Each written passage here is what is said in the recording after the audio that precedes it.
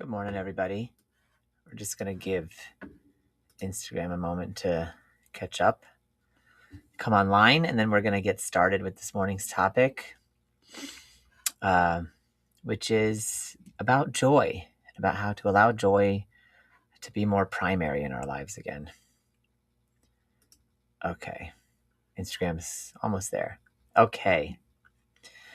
Good morning, everybody, and welcome to another episode of DIY Wellness. I am your host, Brian Hogan, life coach, filmmaker, and clinical therapist, and this is the show for people taking personal growth into their own hands. So on this show, we explore different strategies for improving quality of life and well-being. You just take what resonates and toss the rest. So today's topic is start with rewards. Sometimes work can wait. And the thing is, we've been taught this ass backwards thing in our culture about delaying gratification. So let me ask you something. What is the very first thing you do in the morning when you wake up? Probably things like answering the phone or checking your email, starting work, thinking about everything that you have to do, and then planning around it, getting to it, right? That's very virtuous. But it's also boring, and it's also hard, and it's also it's just rooted in obligation. What if the first thing that you did in the morning instead was the thing that you actually wanted to do? Eat the ice cream first, watch something you love, sit in the sun for a while, drink your coffee slowly. Everything in our culture says that stuff is wrong. We're taught to work first, reward later, earn it, no pain, no gain, don't be lazy, all of that stuff, pick it up by the bootstraps. And the message underneath all of that is that joy must be earned, that rest must somehow be justified, that you're not allowed to feel good until you've suffered enough. That's crazy. When you hear it, it's crazy when we hear it. But in our practice, in our minds, in our day-to-day, we do abide by this. We push and push and push, and we wait to have joy until the end. And then we're too tired for joy. And so what passes for joy is disassociating at a bar or on our couch. And that's not joy. It's okay to do that stuff. There's no shade on needing to spend time decompressing like that. But if you prioritize joy, your need to decompress later will be different, and it'll actually be more laced with joy because you'll have been enjoying things all along the way.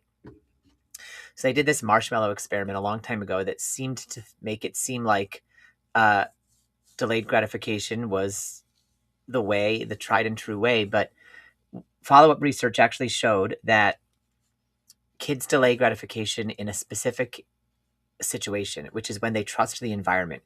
When they don't trust the environment and they don't trust stability, they take the rewards immediately. So the more we feel scarcity, the more we feel lack, the more we feel unsafe, the more that we try to go right for the thing, right? But when we trust the environment, that's when we feel calm and peaceful and we're able to delay gratification. So if your nervous system doesn't trust the future, delaying your joy isn't going to work. Nervous system, it's like a chronic stress equals being in a threat state. Excuse me, everybody. And in your threat state, that reduces motivation, it reduces focus, it reduces creativity. So you really don't become more productive by starving yourself of joy.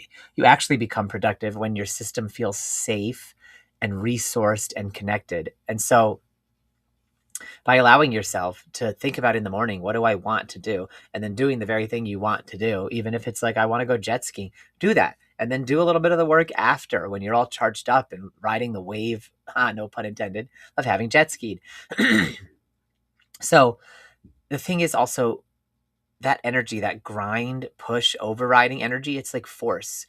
And think about the energy that we bring to the day. Most of the time, it's like we're trying to force a boulder up a hill. But the energy that we want to be bringing to the day is the energy of trying to ride a wave, trying to ride a cresting current. That's flow.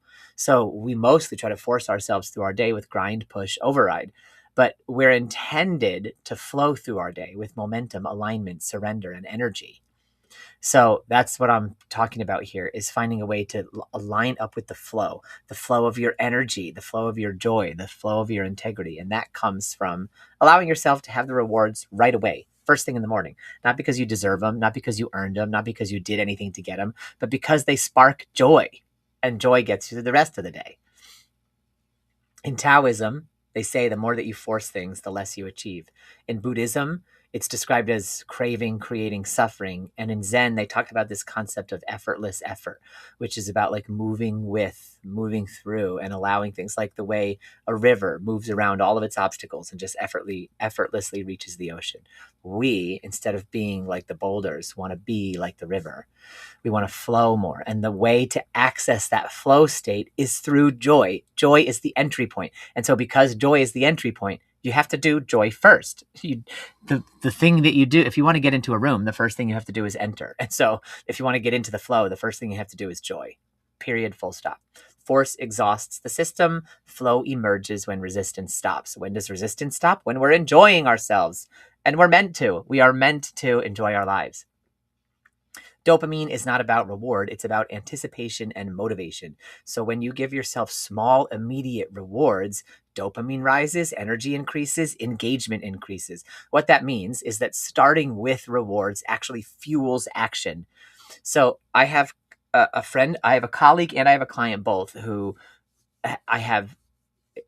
we've worked together on this, and they watch video games or they play video games. And in my case, it's sitcoms that I do. And I'll literally watch a sitcom in the morning. I'll sit at my desk and I'll be like, okay, I have this mountain of stuff. And if I'm not immediately motivated, if I'm not feeling like, yeah, I want to do this, I'm excited for this task. Sometimes I am because I love what I do, but sometimes I'm not because it's like the minutia within what I love to do isn't always something I love to do.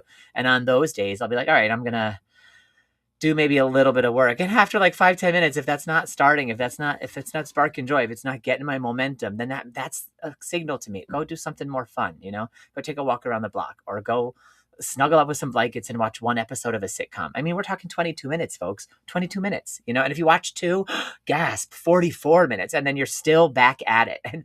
But you're back at it having a little joy, having a little lightheartedness. And for a colleague of mine, that's also video games. For a number of people I know, it's video games. For me, it happens to be sitcoms. That can be whatever it is for you that is the thing you actually want to do. So it's just not a mystery. It's like, what's the thing you want to do?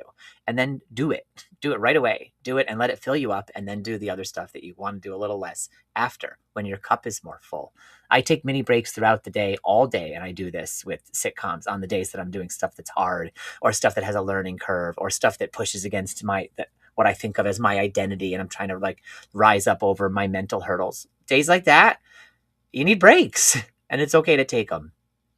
So the thing here is, it's hard. This is hard to do because we have parts of us that believe differently. If we relax, everything falls apart. If I enjoy myself, I'll become lazy. If I don't push, I'll fail. I don't deserve this yet. Those are protective parts. They're not the truth. They're not bad. They're trying to protect you, but they're not the truth. You're not lazy. Your parts just don't trust ease yet. So here's the thing. Rest and reward first can actually increase productivity. You don't have to earn your worth through effort. Force is the problem. Flow is the solution. Your parts don't trust ease yet, and that's okay, because we're going to work with them for the next 10 minutes and help them ease into it. Excuse me. So instead of forcing yourself to change, we're going to meet the parts that struggle with change and see where they're at, and see how they're feeling about everything.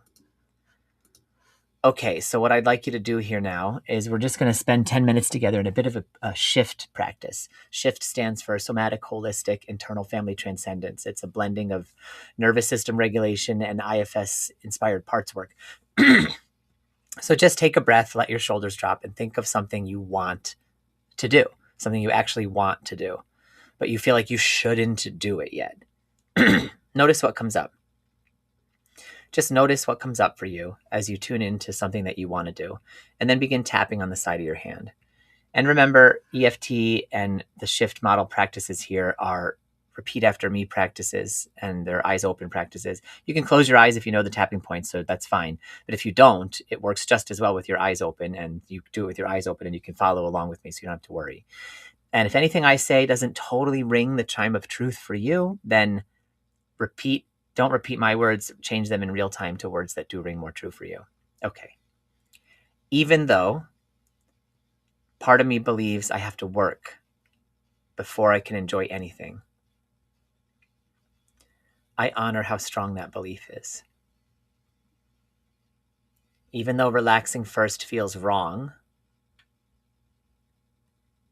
I acknowledge that conditioning. Even though I feel like I should be doing something productive,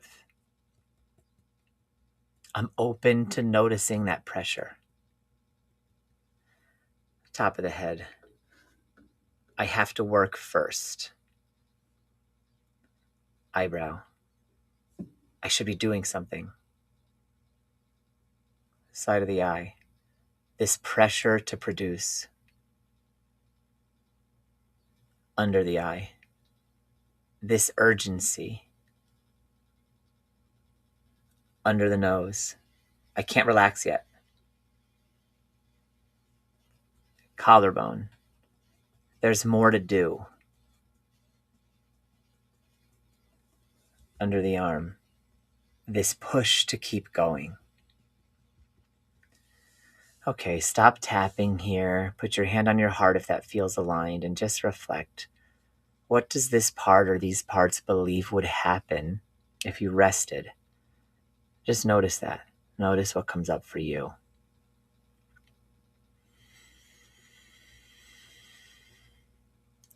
And just tap on your collarbone or your favorite tapping point as you sit with this part that's afraid to rest. And when you're ready, you can join me on the side of your hand. Even though parts of me feel like I don't deserve a reward, I acknowledge that feeling. Even though I feel like I haven't done enough, I honor that part. Even though receiving feels uncomfortable, I'm open to noticing that. Top of the head. I don't deserve this yet. Eyebrow. I haven't earned it. Side of the eye. Not enough work done. Under the eye. Not enough effort. Under the nose. Not enough progress. Chin. This withholding feeling. Collarbone. This scarcity around joy. Under the arm. This belief I have to earn everything. Okay, stop tapping. Put your hands on your heart and take a nice, slow, deep breath in through your nose and a long, slow exhale through pursed lips. And just tune into this part that feels like it doesn't deserve rest. It doesn't deserve joy. Where did it learn that it had to earn joy instead of receiving it or creating it? Just tune into that. Where did it learn this? See if the part's willing to share. Take your time with this.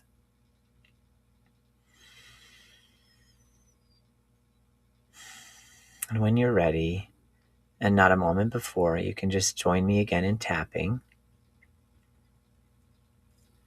Even though part of me believes that if I relax, I'll lose control, I respect how that part's trying to protect me. Even though ease feels dangerous, I acknowledge that fear. Even though this part doesn't fully trust flow, I'm open to understanding it.